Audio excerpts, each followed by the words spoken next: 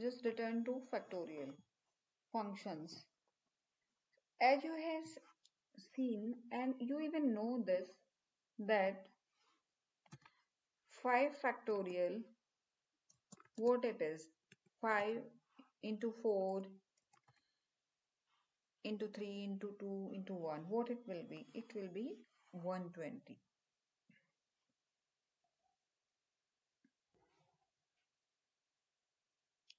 So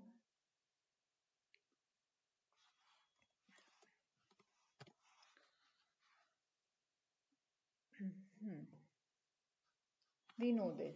So let's go back to factorial of coding function. So let's go back to factorial function. We will try to write a function that will give an integer number to input and returns a factorial of that input.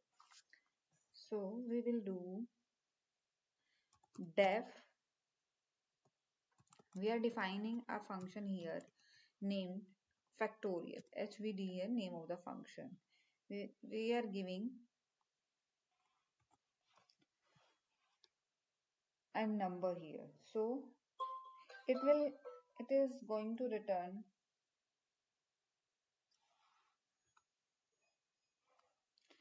it will return factorial number, and let's say if I want factorial of 5, or let's say 5 only, so it will return the value of factorial of 5.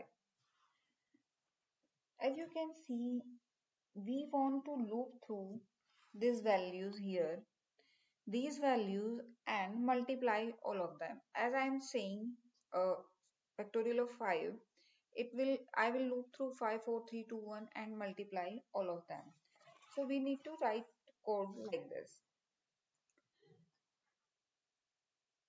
So if I'm saying fact is equal to 1, there is a value, and for looping through 5 factorial, what we need to do, we need to use a for loop that will loop through here for I in range 1 comma n plus 1 yn plus 1, because if I will take n plus 1, it will take the value n. So if I'm saying 6, it will take the value 5. So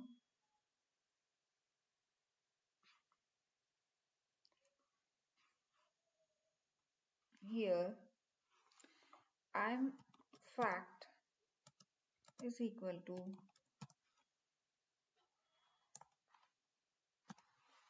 we can write it down like, if fact is equal to 1, then 1 should be multiplied into this. Value should be multiplied into I, and I is the range of 1 to n. Okay. And we can also write it down like this, or we can also write it down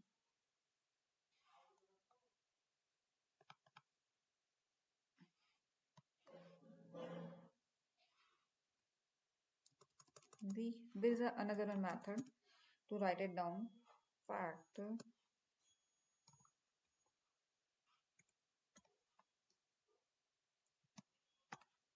both are same thing, so I have put it these hash here, so it will be can an interpreter can understand it as a note, as a coding, as a text.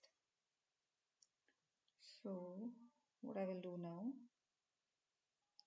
fact is a storage value. Fact is storing in the value.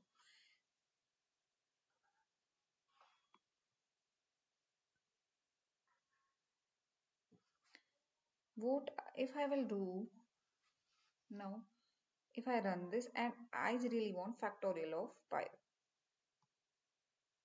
you can understand this. So what is the factorial of 5? We already know that factorial of 5 is 120. So what we have done so far, that we have defined the function all the way and looping through and multiply them and returning the fact number, factorial number. So if I am saying, so here is a function factorial which is working in this way. we have defined here. So if I want to see the value again, factorial of 10, you can see the value. So that's a factorial function, and we still have more things to talk about in the function in coming videos. So this is all about the factorial function. If I'm going to run this, you can see what is the value of 3 factorial 6. So how this is working. So we have defined a function, we have looked through it, we are getting the value. If we are using this function again and again, we are getting the value what it should be. So this is all about function. Function we define once and reuse it again and again. I hope you got my point. Thank you for watching my video. Please like and subscribe my channel. Thank you. Thank you so much.